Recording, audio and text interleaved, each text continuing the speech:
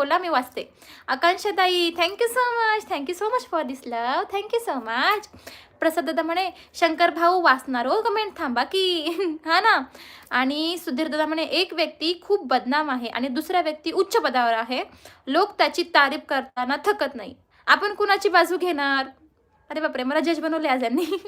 एक व्यक्ती खूप बदनाम आहे आणि दुसरा व्यक्ती उच्च पदावर आहे. लोक त्याची तारीफ करताना थकत नाही. आपण कुणाची बाजू घेणार? तो बदनाम काय आहे पहिला व्यक्ती त्याच्यावर बघणार मी. आणि मी लोकांच्या बोलण्यावरती विश्वास नाही ठेवत. मी आधी स्वतः बघेन की एक्झॅक्टली त्याला बदनाम का केलेला आहे. आणि कारण कसं असतं ना, की प्रत्येकाचा दृष्टिकोन वेगळा असतो.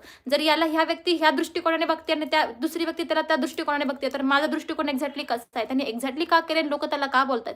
म्हणजे मी असं आहे की मी लोकांच्या बोलण्यावर विश्वास ठेवत नाही. मी डायरेक्टली बघेल स्वतः की असं का केलंय आणि त्यानंतर ना मी बोलण्याचा प्रयत्न करेल, म्हणजे विचार करण्याचा प्रयत्न करेल